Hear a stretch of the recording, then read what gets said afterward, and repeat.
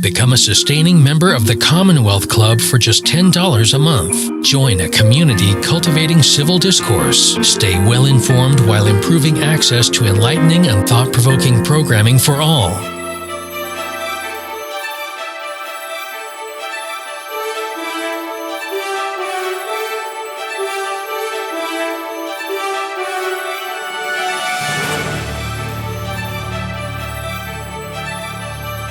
Welcome to Week, the political roundtable from the Commonwealth Club of California. Thanks for joining us for our first Week of 2021. Yes, you made it through 2020.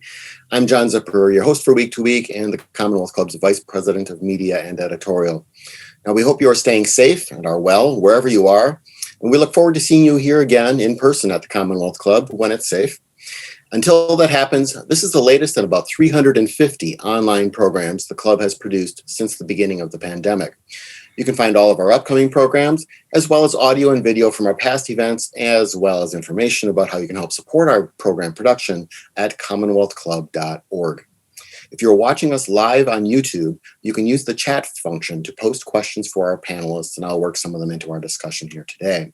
Now, I think it's safe to say everyone has been eagerly anticipating the start of the new year. 2020 seems to have been universally loathed as years go. A new president, progress with vaccine distribution, and hopefully swift economic recovery are many of the things people are anticipating. But as his days in office are dwindling, there are reports that Donald Trump has wearied of the never-ending struggle of being president. The latest reports are that he's just phoning it in.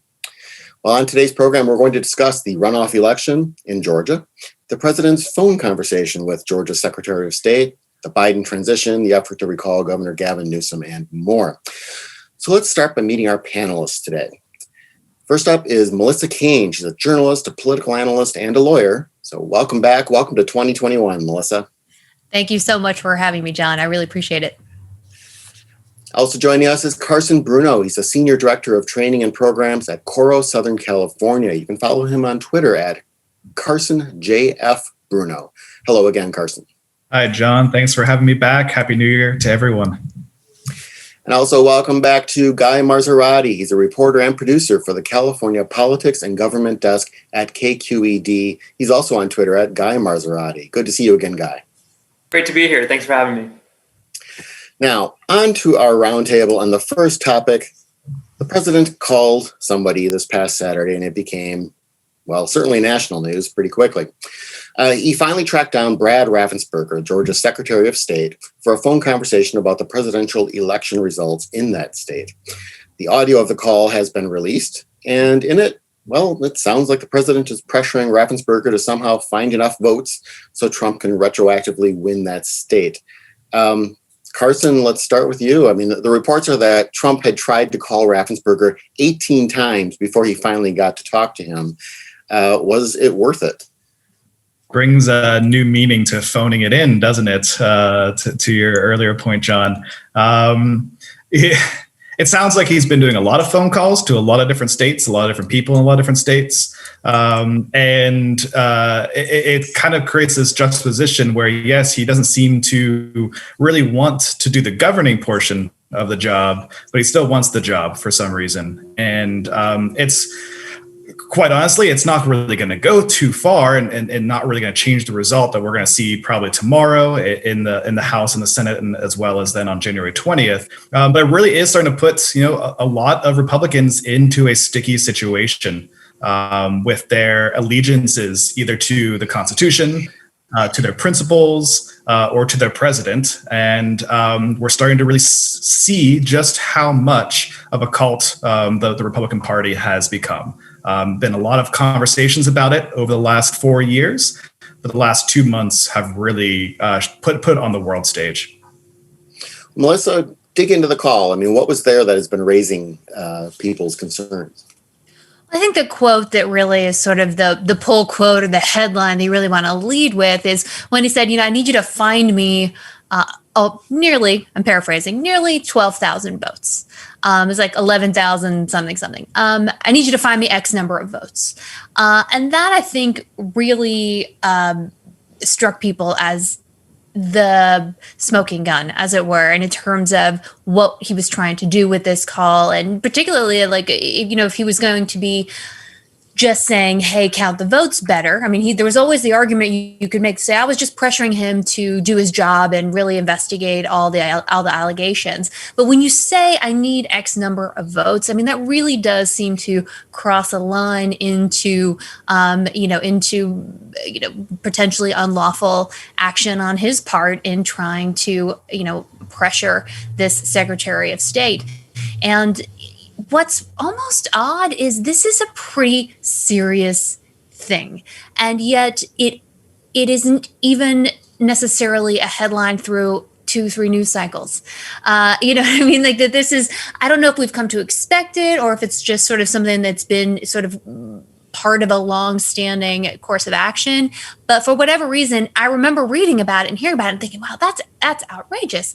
And then on to the next thing. And so the fact that it hasn't sort of stopped, the record hasn't skipped with this, and there may be some potential legal fallout, but we're very quickly now on to the results of today's election in Georgia. I mean, that has kind of been the story for the past 4 years. There'll be something that happens that people are like, I cannot believe this. You kind of sit down, you make the popcorn, you're ready to just kind of watch the analysis come in and the implications really kind of hit. And then, 5 hours later, he's given the Medal of Honor to, Kim Jong-il or something.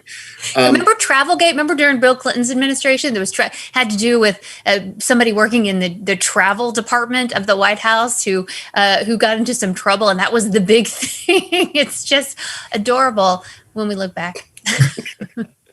Well, Guy, what can you tell us about the reactions that have been coming out of both from the Democrats and then from the president's own party in Congress? Well, I mean, certainly from election officials within the state, I think they've done their best to kind of hold on to the democratic norms that exist. I would say, I think from a voting rights perspective, voting rights advocates should probably be honestly more concerned when the election is over, when, the cameras go away, when it's no longer election season. Remember, elections are controlled on the state and local level. And I think, when you look at the map, Republicans control the state houses in about half the states in the country. I think what voting rights advocates should probably be most concerned about going forward, looking past the Georgia election, is really the possibility that these Republican state houses come back in 2021 and enact legislation that makes it harder for people to vote in future elections, kind of building upon these false claims that there's fraud, that there's malfeasance in our election system, kind of using that to build more of an oppressive and disenfranchising system going forward. As far as the reactions within the Republican Party, I think what you're really just seeing is a preview of 2024, right? This has become really a test of who's sitting at the president's bedside as he's going through kind of his final political decline in the office, and really a test of, is there such thing as a political will and who's going to get into it, right? Is there, can the president's supporters be kind of inherited by whether it's Josh Hawley or Tom Cotton in a few years? And I think that's where you're really seeing the divide between Republican senators who are choosing to use tomorrow as a kind of exercise in siding with the president and siding with these false claims of voter fraud, and others who are looking to put this election behind them. Actually, on that point, I'll add this. People are realizing the power of the Secretary of State. Now, it varies from state to state depending on how you're set up. But in certain states, the Secretary of State actually, when it comes to elections, of course, has a lot of power. And so usually that job goes to some nerd who is willing to do it. And frankly, most people in most places couldn't name you their own Secretary of State. They don't really pay attention. It's a very you go down, you just whatever, who's ever my party and, is running. And it's usually not a hotly contested kind of role. But I think going forward, in light of the very, very significant role that some secretaries of state have played in this election, you may see it become far more politicized, and people start, and parties start running, not just whoever will do it, but people put in there for potentially a very specific reason. And that's really, really concerning to take off from what Guy was saying. And I think some people have made comments, and I'll ask Carson if he wants to add to this, but have commented on what do you think might have happened had Raffensperger not been the Secretary of State, but had it been, one of these more extreme Trumpist politicians we've seen. Carson, any thoughts on how this could have gone very differently? Yeah, I mean, I think there's a million different scenarios that could have been played out if, just take, for example, if Pennsylvania and Michigan and Wisconsin state legislatures controlled by Republicans had passed a different law that would have required the mail-in voting being counted first versus last, and what that would have changed the whole in the last 2 months to really be. And in similar situations, if there were different people sitting in different offices, if it was a Democrat, Barrows, I think, because it was a runoff between the sitting Secretary of State in Georgia and a Democrat, a former congressman, back in 2018, I think, that would have potentially put a Democrat in that seat. How would that have changed the calculus, both with the Republican governor of Georgia, the legislature in Georgia, as well as the dynamics kind of happening nationwide? So there's a lot of different, I think, scenarios that could have played out.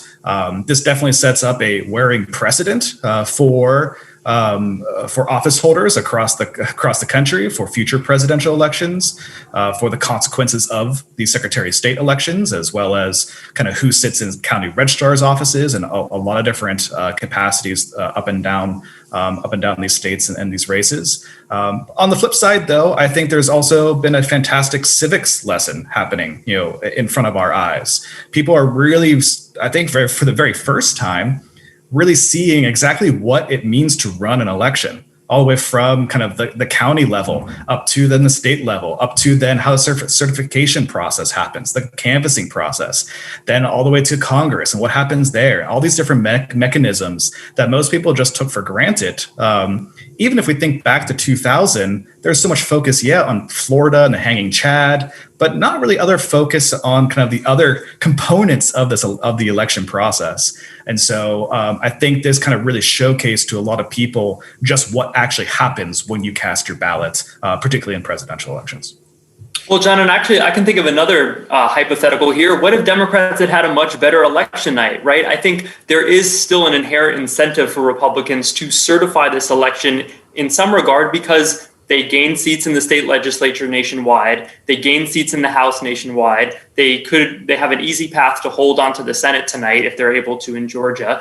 It's really just the top of the ticket they lost. If Democrats had had a better night in November, there would be a lot less incentive really for any Republicans to go along with the natural process of certifying this election. Well, and actually, not to go down a rabbit hole too deeply, but it's become very fashionable to hate the Electoral College and the system that we have. But I'll tell you this. Let's assume we had a popular vote system. That would basically put the election in the hands of the federal government. They would be responsible for collecting ballots and tallying them up. And do you really want a federal government, who's, with this person and maybe depending on your political proclivities, whoever is your opposite, at the top running their own reelection and appointing people to positions where they're going to be in charge of the election? The decentralized nature of this, the localized nature of this, I think has actually been a real bulwark against what could have been a much more robust opposition at the federal level. One of our viewers has asked, what likely legal accountability is there for the president in something like this? And I can look to you, Melissa, as a lawyer. I mean, do you have any sense of both what could he face in terms of charges, and B, is it likely anyone would? What are your thoughts? Well, so interestingly, Georgia actually has a law essentially saying outright this attempting to sway election results, attempting to change or influence election results is unlawful.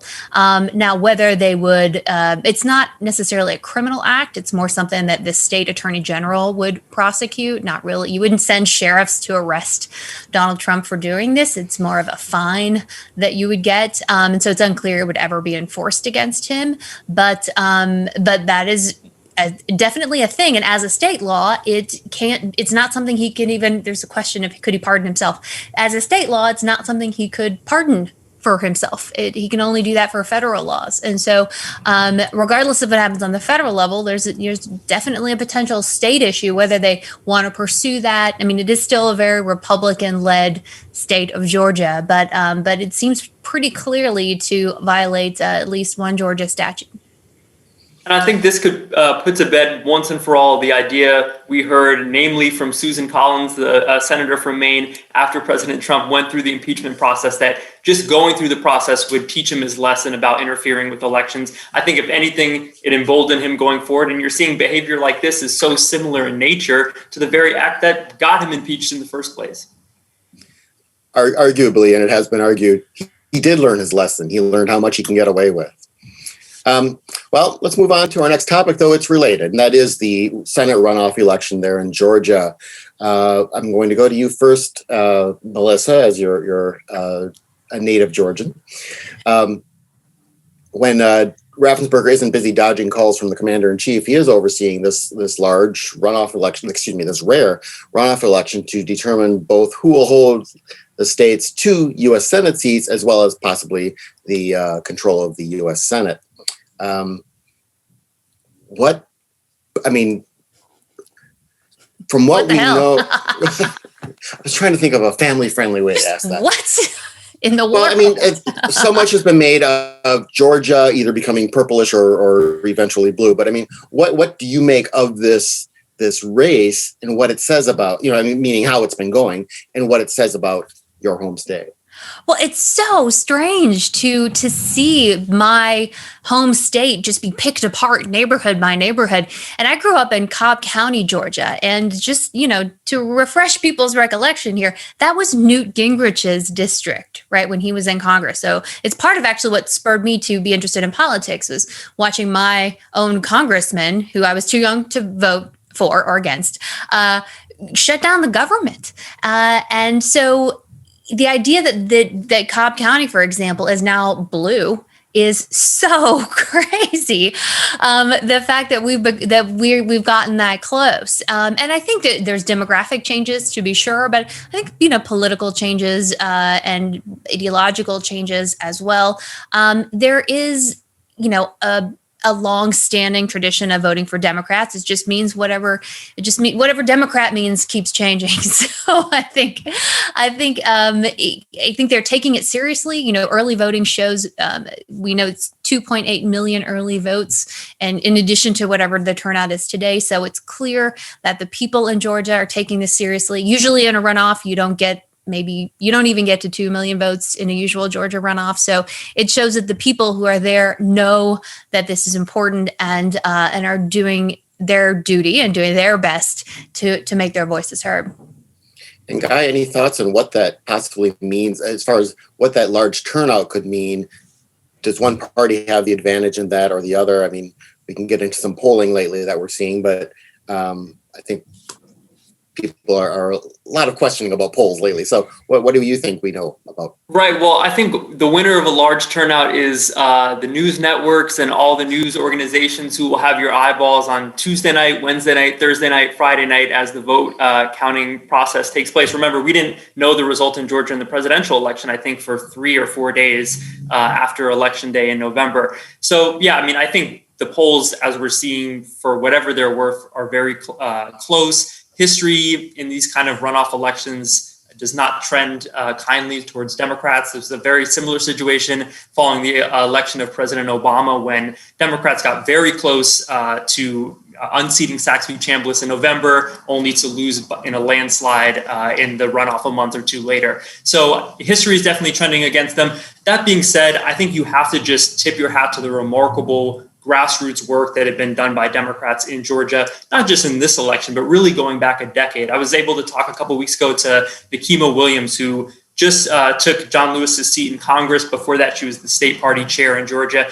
When she took that office in 2013, she basically said they didn't have enough money to turn the lights on in the offices. And the Shelby Holder ruling had just come down from the Supreme Court. They had been stripped of a lot of voting rights protections that they had enjoyed in Georgia, and they really had to build from the ground up. And so I think what you're seeing, a decade later, when they've been able to register more than 1 million people in that time span, really reflects on the fact that these grassroots organizations, whether it's in Georgia, whether it's in Arizona, are really the ones that are pushing the Democratic Party forward. It's not the DNC coming in really every election cycle and mobilizing people. It's the work being done in between election cycles, the voter registration, the kind of grassroots work that I think has been a part of this amazing transformation in Georgia that we've seen.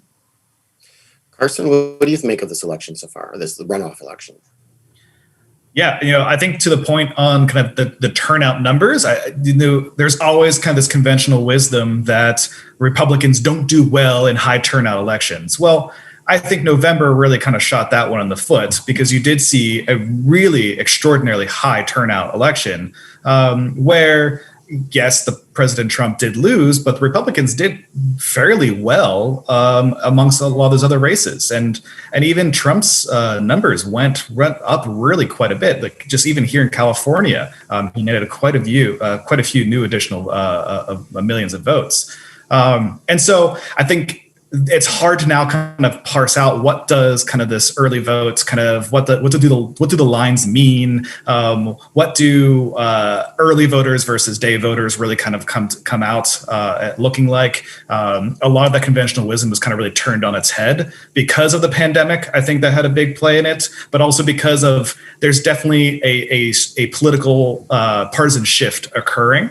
And that is going to start to muddy the waters in terms of kind of the prognostication of these election results.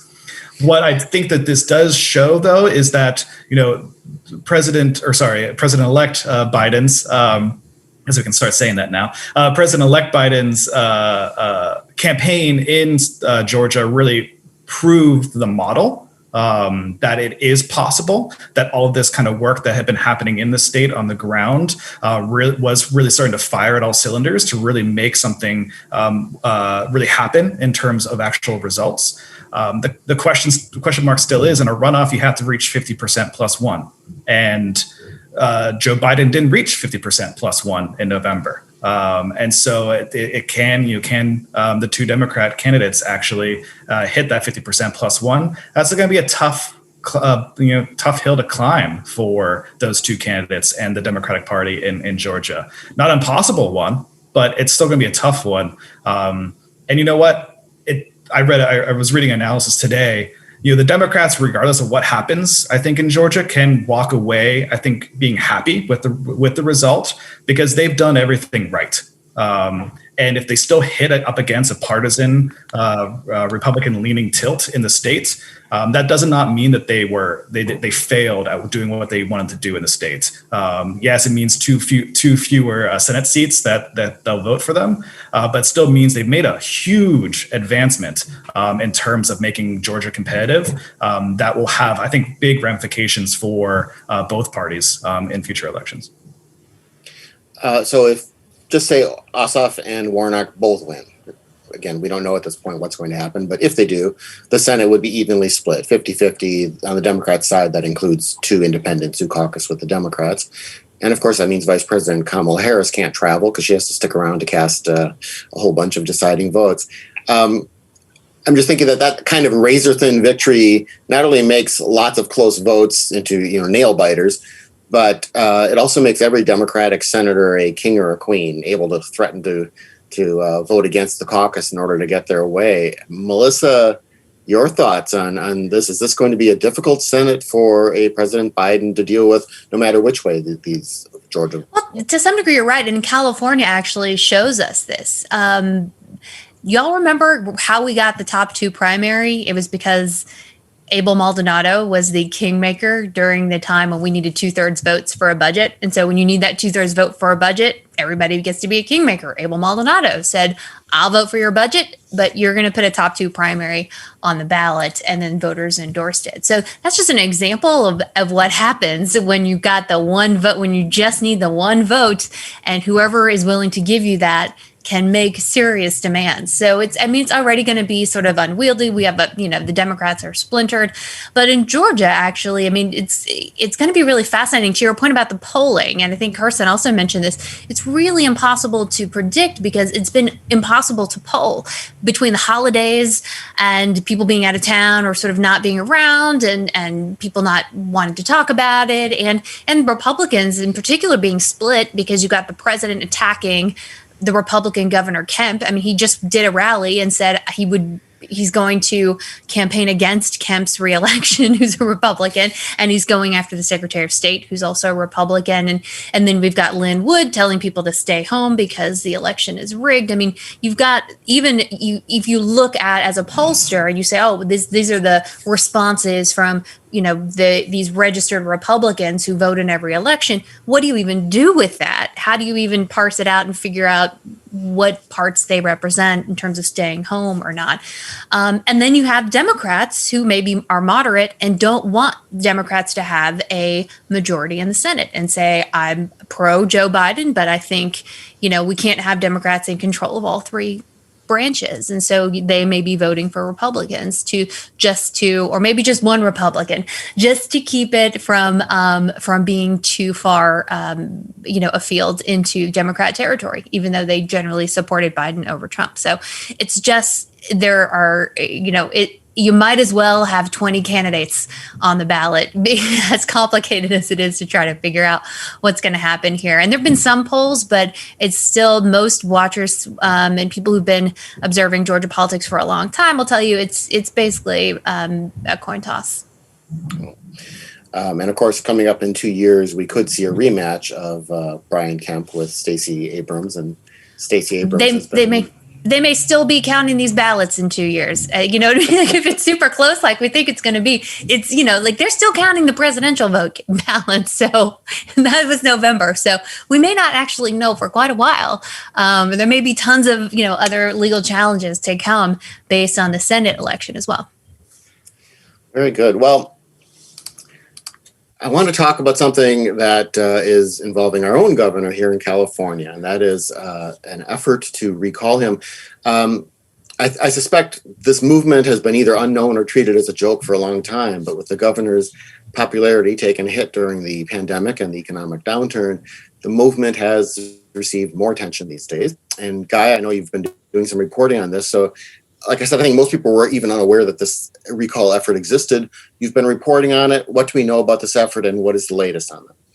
Well, right. And I think people had every reason to think that this was kind of a joke because ever since Newsom took office in 2019, there have been a series of, slow starting and quickly ending recall campaigns against him that had a difficult time getting off the ground. Even this campaign initially was really slow in collecting signatures. And then all of a sudden it took off in November after news came out about Newsom's dinner at the French Laundry restaurant in the middle of all these coronavirus guidelines for dining.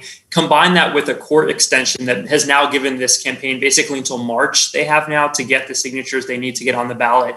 It's kind of taken off, and it's definitely gotten the attention of the governor's office and the governor's political staff. It's unclear if it's going to have enough money and enough political backing to get over the finish line. It did get a big contribution last week, $500,000 from a kind of shady, shall we say, Orange County firm called Proverbs 3.9. Not much is known about it. I was able to track down a representative last night, got him on the phone. It was not the voice of King Solomon, I found. Spoiler alert. But basically, this is a group in Orange County that has been, really against the governor's restrictions, particularly when it comes to religious gatherings. And I think this was, the campaign itself is largely trying to draw upon a lot of frustration around, the guidelines in California and take advantage of the fact that, look, 2020, the coronavirus pandemic is not a good time to be an incumbent, no matter who you are. And I think there's only so much you can blame the governor for when it comes to the spread of the virus here in California. That being said, it was really these unforced errors on the part of Newsom that I think got the ball rolling for this potential recall campaign. And now it's really up to him, up to Newsom to really pull off in the next few months, both potential school reopenings, the vaccination rollout to the extent the state can control that. Now I think there's a lot more pressure on him to pull off these kind of coronavirus related issues because the pressure is definitely mounting. Guy mentioned this group is called Proverbs 3:9. Just for the record, Proverbs 3:9 reads, according to the version I looked up on Google, honor the Lord with your wealth and with the best part of everything you produce. So that's what we know about that group. Sounds Carson, like a bumper sticker. Yes. Well, it fit. That's the Bible was made in short bumper sticker type things. And you just kind of, okay, I'm going to go to hell for that. Carson, are these forced errors by Gavin Newsom that have really gotten some opposition to him? The French Laundry dinner, for example, or is he just kind of the governor at the time when Californians aren't following the rules anyway, with all their beach parties and beer bashes? Well, yeah. For those who follow the Commonwealth Club have long known that I can be critical of Governor Newsom. Of course, the members of the Commonwealth Club know Newsom much better than I do, just given his tenure in San Francisco and such. But in a way, I don't think that they're necessarily unforced. I think they just he wanted to do what he wanted to do. I mean, London Breed also took a trip up to Napa to French Laundry. It seems to be the hop in place during the COVID pandemic lockdown. And I think that's going to taint a lot of then what they're trying to say and what they're trying to do in terms of compliance with actually trying to address this pandemic. I don't think the French Laundry dinner itself is not necessarily true problematic. I mean, we've come to acknowledge that politicians are going to be doing these sort of things. The problematic thing is that he's been kind of talking out one side about the pandemic and then really doing something else. And particularly at a point in time where people are just starting to get fed up with all the rules and regulations and the lack of clarity. I live now in Los Angeles County. A big part of a lot of people what you hear complaining here, and people who are very liberal complaining as well. It's not a partisan necessarily thing, an ideological thing. They're complaining about this, don't understand the rules. Things are changing constantly and it's opaque. What can you do? What can't you do? Why can I do this and not that when they're functionally the same thing? Just all these it's a very muddled kind of communication PR outreach, which then really does depress actual compliance with it. So I think where Governor Newsom is really starting to struggle is winning back that trust. He lost that trust. How do I win back that trust so that I can kind of get this thing through? The vaccination rollout, I think, is an excellent way for him to do so. But already we're seeing stumbling on that. Just 24%, I think today, the most recent numbers, 24% of the received doses of the vaccine have actually been deployed and given in the state of California. That's a really sad number for a state our size, where the pandemic is really hitting people really hardly or hard. So I think there are opportunities for him to kind of get back on his feet, but he has to regain that trust. And that's a tough thing to do as a public official once you've lost it. Now, on the flip side, I think the recall campaign runs into a problem on their own PR side, because we're now in 2021. We're due for another governor's election next year. What's the rationale to kick out the governor basically, maybe 10 to 12 months ahead of time from when we'll actually be, electing a new governor to begin with? That's a tough hill to climb for them, not just kind of the signatures and the campaigning and the fundraising side too. Well, these things take time. In fact, I'm going to just announce a recall campaign for whoever is the governor in 2 years. Doesn't matter, just because you have to raise money and do planning ahead. Melissa, they needed to get 1.5 million signatures for this to get on this recall on the ballot. Last I heard, they had more than 900,000. What's your take on the level of threat that this recall effort actually opposes to either Gavin Newsom actually losing office or just being so diverted from it he's not focusing on doing his regular job? I have to agree with Carson that has been an absolute breach of trust. I think He is like, the shine has worn off of this one. And even as nonpartisan as I try to be, what a punk for what he did going to the French Laundry. What a total punk. And then to try to come out and get credit for, oh, well, I'm going to, because I'm a good guy, I'm going to disclose that I did this thing. Meanwhile, he knew that there were pictures of him there. And so, but he was trying to get credit for like coming forth with it, even when he was presented with the evidence. It was so disgusting. And even as someone who has followed his career, he's a decent person. I've chatted with him many times. It totally broke my heart when he did that. And it was so unforced and so irresponsible and so selfish and narcissistic. And I think that's what people have suspected of him. And it looks like he's, the person that, some people were nervous that he would be. Now, having said that, he's going to be fine unless this recall group comes up with a better alternative. Right? Because right now it's like Newsom or what or who, And remember the last recall election, it was like Gary Coleman, It was this list of people challenging Gray Davis was very long and very odd. And so we didn't have then necessarily, until he jumped in later, the Schwarzenegger, but it's going to take an actual alternative being presented. I don't think he has any reason to be nervous about a recall in the absence of an actual alternative being presented. If that were to happen, if somebody were to step forward who's, if it's, what is it, The Rock, he's, I know he's talked about running for office before, some other well-known name that is appealing, then I think, the governor has a reason to be nervous. But for now, while it's sort of, we're just mad at him, and I'm personally mad at him, but I don't think the recall is going to have much traction. Even if it gets the signatures, it's not going to have as much traction unless there is an actual person who's like, I'll be on that recall ballot and you can vote for me. I think it's just...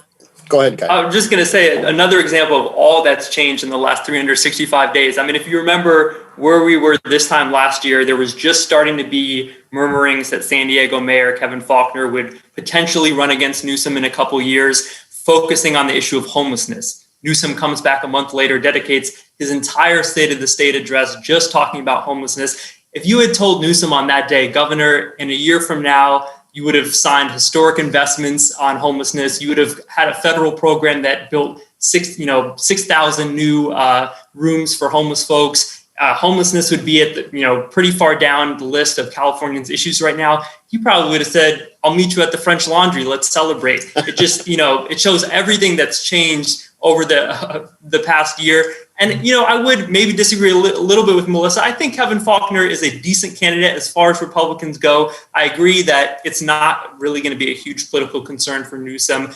Kevin Faulconer is not the Terminator, but I do think it's someone who has already started the groundwork, right? He's already laying the groundwork to run in 2022. So he is someone who could step up if there's a possible recall on the ballot in 2021. I will just say one thing I'm watching. Democrats do have kind of a break glass alternative available if they need it. If it looks like Newsom's popularity is really waning as we get later into this year, there is a possibility if Democrats in the legislature move the primary election back to March. Remember, it was in March this past year, but was moved back to June. Right now, it's scheduled for June 2022. If they're able to move that back to March, there's the ability to consolidate that primary election with a recall. So you get kind of a regular primary turnout. You wouldn't have to worry about a scenario where the election is held, a week before Christmas and nobody turns out but the people who really want Newsom out of office. So I think there's a long way to go before that, but that's kind of the last break glass alternative for Democrats. But actually, I just want to say Faulconer is a perfectly good candidate. I just mean he would need to step up and say, okay, I'll be the guy if there's a recall, right? I mean, I don't think he said, he may be running against Newsom later in a regular election, but in terms of being like the face of the recall, right. I don't think he's been there yet. But I think if he did, he would, he could be formidable.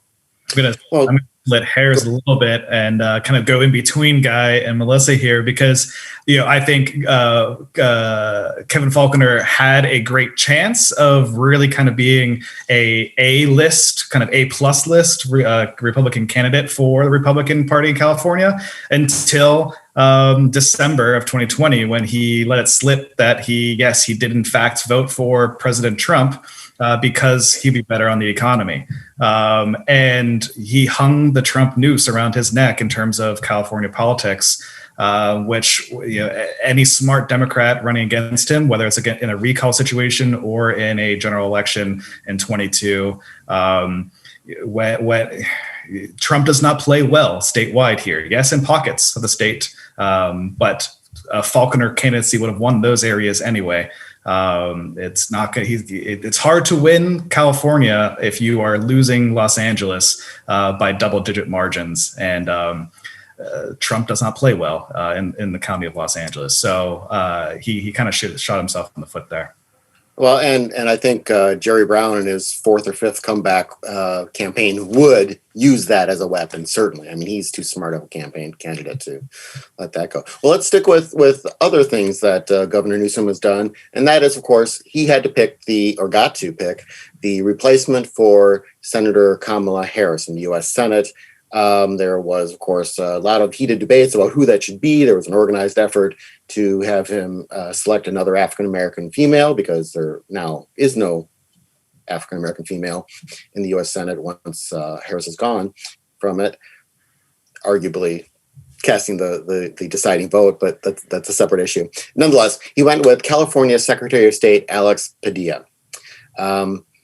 Now, on our last Week to Week back in November, I asked USC's Dan Schnur who he thought Newsom would pick to replace Harris. And Schnur said he was pretty sure Newsom would pick someone who held a statewide constitutional office, thereby ensuring that Newsom would pick the U.S. senator plus that person's replacement in the constitutional office. Well, that's what he did. So I want to talk a bit about both. What do you think of the selection of Alex Padilla, and what do you think of the selection of Assembly Member Dr. Shirley Weber to succeed Padilla as Secretary of State? Guy, let's go with you first. Sure. Well, I think, Padilla was certainly the odds-on favorite, given his experience in multiple levels of government. And honestly, the work he did in the election in 2020, carrying out just a tremendous amount of transformation within the way that Californians cast their ballot, all in the midst of a pandemic, was really a signature accomplishment. If things went wrong, it would have been kind of a signature failure. I think a lot was riding for Padilla on how well the November 3rd election went in the state. But ultimately, mailing every voter a ballot, shifting a multi-year shift away from traditional polling places to these larger vote centers and expansion of early voting, all that really came together and resulted in historic levels of turnout that we saw in November. So I think after that, he really did become the logical pick. Shirley Weber, I thought was maybe not a household name in California politics, but she certainly has tremendous amounts of respect within the legislature. She's done a lot of work on public safety, on policing reform, and even honestly on voting. I was able to talk to her last week kind of about her agenda for the Secretary of State's office, and she's really focused on voting rights for, in the past, Californians in county jails. She was a leader to try to expand the right to vote for Californians on parole. And I think she'll probably look to extend a lot of the reforms that Padilla pushed. She's already signaled that she wants to keep sending every voter a ballot, continue with the kind of vote centers, early voting. So I think we'll see a continuation of a lot of those reforms. And then Newsom still has one more pick left potentially, right? If Javier Becerra is confirmed as HHS Secretary in Washington, he then gets to fill the Attorney General spot. So a lot of political favors to be doled out by a governor who honestly needs them right now. Carson, what are your thoughts on these two picks? Yeah, well, from a purely kind of professional standpoint, Secretary Padilla is an alumnus of Cora Southern California's Fellows in Public Affairs program, who also, Dianne Feinstein, is also a member of Cora Southern California's Fellows in Public Affairs program. And so we're extremely happy from a professional standpoint to have two, or both of our California senators being alumni of our programs. But from a kind of a politics and policy and perspective, I think Governor Newsom did, a really smart thing from a lot of different angles. I mean, from rewarding people who have been loyal to him. Alex Padilla has been a good friend to Governor Newsom, dating back all the way to his very first gubernatorial run back in 2010, although that was a short one. And through kind of the years since, from a background story perspective, a fantastic story. I mean, Padilla's story is a true kind of California dream type story. Coming from immigrant parents to working hard and working up the ladder and eventually becoming Secretary of State of the state. The first, Latino male senator from California, where Latinos represent about 40% of our population. So a lot of great story there as well. But then also on politics and policy, two important wins for what Newsom cares about, what the Democrats nationally care about, what Democrats here in California care about, as well as obviously what Padilla cares about as well. So I think a smart choice there on a lot of different levels. And then Assemblywoman Shirley Weber, again, I think a very smart choice. I don't think one that many people kind of had on their top 5 in Sacramento necessarily, but again, her backstory is just really heartening. They kind of hear where she's come from and what she's been able to accomplish, and ultimately what she'll be able to accomplish in this role. She's had a great career in San Diego, in the legislature. Someone who really commands respect from both sides of the aisle. She's done a lot of work on education that has really brought her a lot of support and credit from even conservatives and Republicans throughout the state. And so I think she'll be a really powerful and really great Secretary of State. Melissa, we know you think he's a punk, but how do you think Governor Newsom did on these 2 selections? I think I agree with the other 2 panelists. I mean, it was a good move. This is somebody who's aligned with him politically. I mean, if you're looking to find someone who checks the boxes, I mean, he's certainly someone who is, a historic figure in the sense that he's Latino and the state has such a large Latino population. It's almost odd when you read that we haven't had a Latino senator before. I thought, that's odd. And so, okay, well, it sounds about like it's time.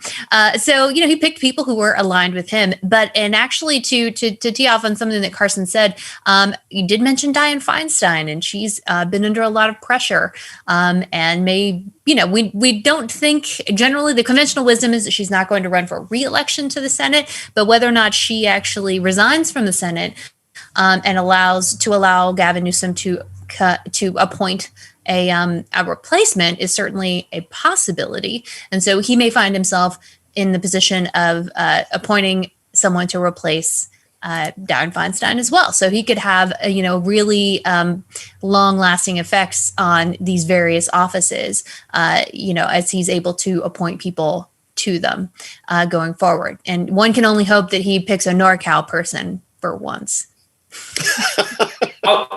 Just jumping off of that, I will say I do think voters are kind of the losers here in a sense that, Padilla has now been tapped, Weber too. They're both going to run in 2022. And I think you're back into this cycle of longtime serving California senators and state officials and not really seeing robust challenges that the voters will get to decide at the ballot. I think that would have been the argument for Newsom to pick somebody maybe like Barbara Lee, who would serve more as a caretaker for a couple of years and kind of allow an open field in 2022. Now, maybe Newsom learned from his Ed Lee experience not to take anyone's word that they're simply going to serve a couple of years and step down.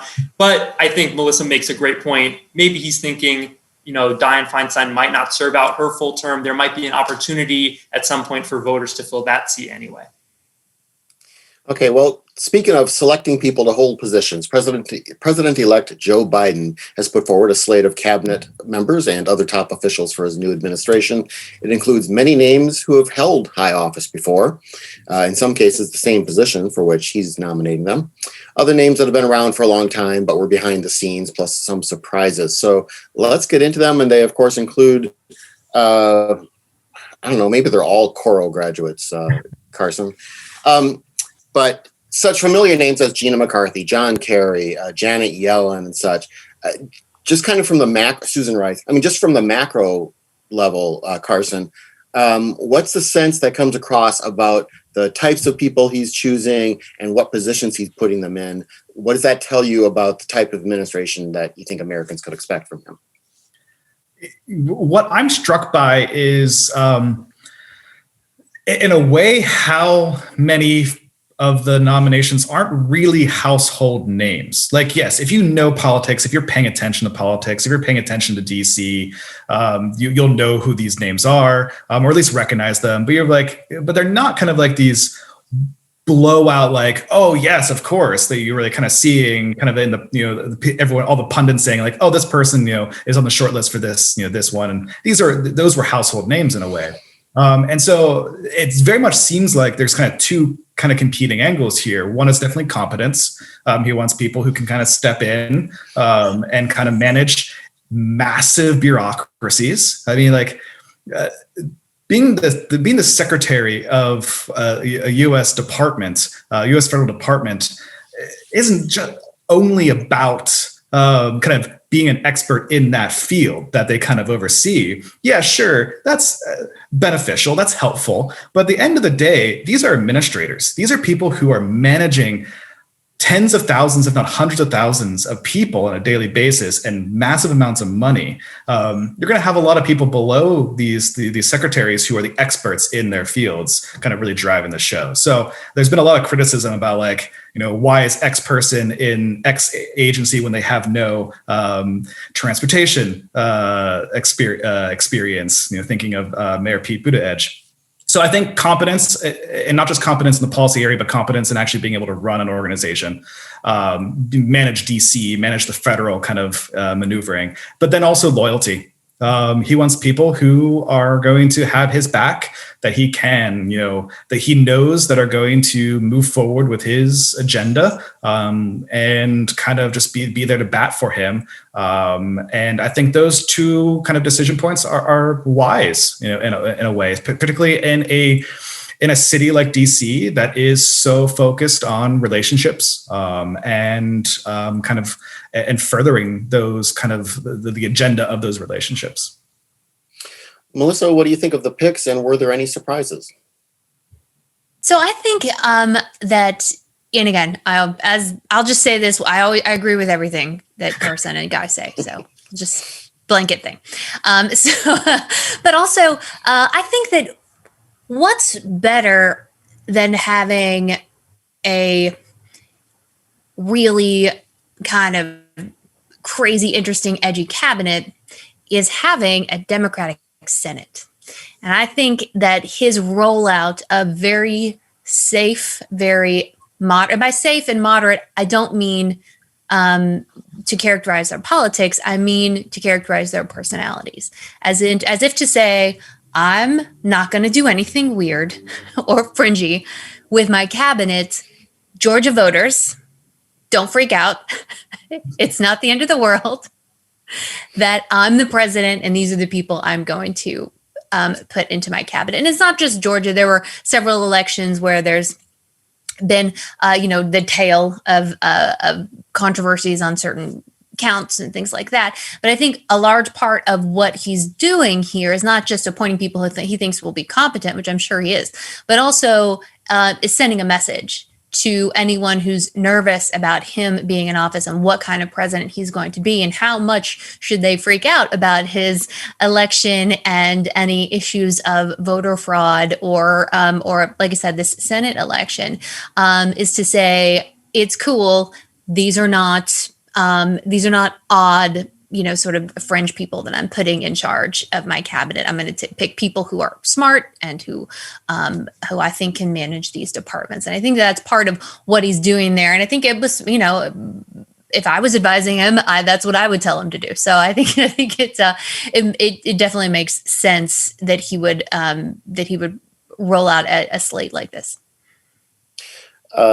Guys, as you were seeing this rollout of names and positions, anything that jumped out at you? I mean, obviously everyone there was always the parlor game that a lot of people were playing. I mean, we have a question from the audience. What happened to Mary Nichols? She seemed a shoo-in for EPA administrator. Lots of expectations of who would be Secretary of State, et cetera. What is your takeaway from seeing the slate of people he's actually put forward? Well, I think when it comes, the Mary Nichols question specifically, I do think that plays into the larger role of balancing picks that may anger or appease the progressive wing of the party. I think in Mary Nichols' case, it's likely that, environmental justice advocates really made the case that the way that Mary Nichols pursued the environmental agenda in California with a reliance on cap and trade maybe was not the right way to go. And maybe they're hoping for a Biden administration that maybe errs more on the side of government regulation. That's kind of just speculation on my part. I will say I'm fascinated to see how Xavier Becerra does in his role as Health and Human Services Secretary, if he's confirmed. I'm so glad Carson made that point about, the criticism some of these appointments have been getting for their not having the right technical expertise. I can assure you, Xavier Becerra is not going to be the one rubbing alcohol on your arm before you get the coronavirus vaccine, okay? These really what you're looking for in an appointment like this is everything Carson said as far as management, but also someone who can go on the Sunday shows, who knows how to handle both media appearances and also knows Congress. After all, these agencies have to get a budget at the end of the day. And I do think Xavier Becerra, when it comes to healthcare policy, played a role in putting together the Affordable Care Act. But really, that agency is going to be so important in the next year when it comes to the response to the coronavirus pandemic. And, also shaping the future healthcare policy of the Biden administration, that it might not be through massive healthcare legislation with or without the Georgia results going in favor of the Democrats. You're likely going to have maybe more of a piecemeal tax credit expansion of Obamacare. So maybe then it becomes on Becerra to really use that agency to advance the goals of the Biden administration, focus on the health of communities of color, try to diversify the ranks of doctors in this country, maybe not through legislation, but really through his role as secretary. So I'm going to have my eye on that. I really thought Melissa's point about kind of a message that comes through voters in Georgia, these are people who are not going to, go crazy on you. There's that messaging. And there's also, I guess, a message that comes through to the folks on the broad left, the progressive end and the moderate wing, which is, there's no equivalent of the My Pillow guy on any of these positions. Well, speaking of which, let's get to our last topic, and that is other Trump news. There's only so many more days we'll be able to be talking about President Trump's activities. And it has been a very active, lame duck time for the president. I want to start with his pardons. He's issued a lot of pardons, and he's certainly not the first president to make controversial pardons in his final days. But Melissa, Paul Manafort, Michael Flynn, George Papadopoulos, Duncan Hunter and his wife, Charles Kushner, Roger Stone, people who were convicted of war crimes. This has been interesting. Do you think, A, say whatever you want about the folks who have been pardoned, but also B, do you think that that this could affect the use of the pardon in the future or any restrictions that could be placed on it? Do you think there's anything out of this, or is it he can do what he wants on it? He's the president. That's why he has that pardon power. Well, so it's in the Constitution. And so if you wanted to put guardrails on it, you'd have to probably amend the Constitution, which isn't out of the question, but it's really difficult to do. Although it may be something that people across political lines can agree to. So if you want to just nerd out with me for a moment, the reason he has this sort of seemingly unfettered pardon power is because of things like Shays Rebellion, where you had people who it was necessary to bring back into the fold. You didn't want to just, arrest somebody and alienate all their compatriots. You wanted to have the power to say, I'm pardoning not Daniel Shay, but the other people that helped him, and bring them back into the country. So you wanted to have that ability to sort of deal with, separatist or rebellion kind of movements. And that was sort of the origin of in the U.S. Constitution. We could go back to, ye old England, but in the U.S. Constitution, that's what they talked about when they talked about why this is necessary to have, because surely there were plenty of people who were concerned about this when it was first being discussed. but that's why the power is there. And it does seem to have gone pretty far afield from what it was intended to do. And there was a big hoo-ha about it back when Gerald Ford pardoned Nixon for any crimes he may have committed, which was a questionable thing to do. And so there were a lot of conversations back then about what we should do about it and how we could limit it. But if Biden doesn't do something similar, it's going to be very easy to mark Trump as an aberration, as someone who abused his power. But the power itself is not a problem. It's really just a matter of who's there and are they using this with appropriate discretion. Carson, what are your thoughts on the pardons? And do you think he's going to try to pardon himself? Well, on that question, I have no clue, because every time I try to predict what he's going to do, I get really wrong. So I've just taken a step back from that entirely. But I think in a way, one of the Trump administration legacies is this deviation from the moral presidency, or the moral kind of veneer of the presidency, not to go too good place on the program. But we've relied heavily, I think, in many, many ways, through either tradition or law, or kind of interpretation of law, that the president's going to be a decent, ethical, moral person. And that morality, that sense of ethics, is going to restrain them in a way that doesn't really require Congress to constantly be changing laws, or the Supreme Court constantly to be stepping in and making decisions. And while there have been instances of that erosion over previous presidencies, the last 4 years has been kind of a constant testing of the fence. Is electricity still on? And kind of testing portions of where the weaknesses lie, kind of in that sense of what ethical, moral presidency looks like. The question is, will President Biden kind of bring us back, bring us away from that fence, away from that line?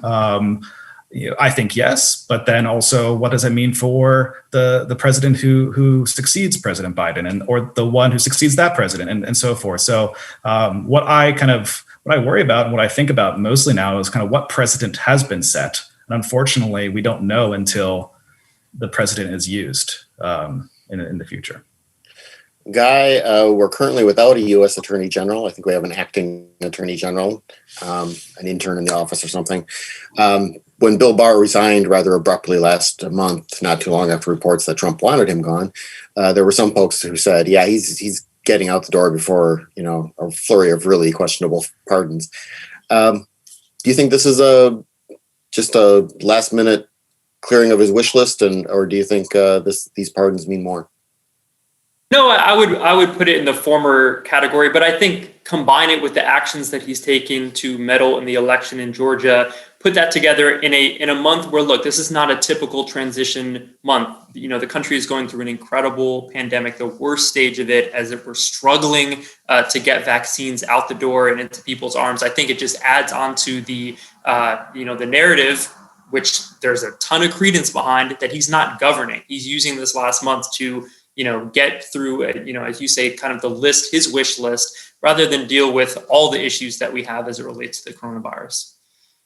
Okay, briefly before we go then, I wanted to touch on a rather extraordinary op-ed that was in the Washington Post the other day.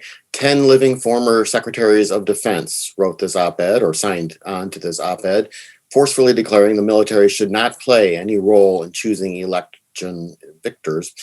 David Frum said it was a good article, but it raises the question: has Donald Trump been calling generals trying to line up support for a coup? Why was this op-ed written? Interestingly, the person who reportedly initiated the process was Dick Cheney. So, Melissa, I don't know if you read the op-ed, but you've probably seen people talking about it. Is this a momentous thing, or is this another one of those big news for the next 10-minute thing, and then we're on to buying Greenland? Well, it's hard to make news out of something that didn't happen.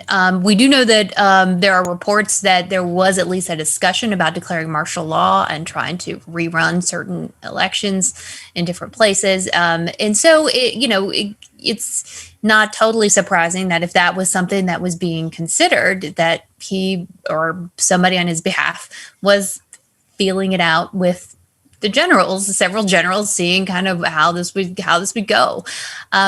If there's only a few things you can really know for sure when it comes to world history, and one of them is the person who has the guns gets to stay in power, and if you don't have the guns, then you don't get to stay in power if people elected you out or for whatever reason you are supposed to not be in office anymore.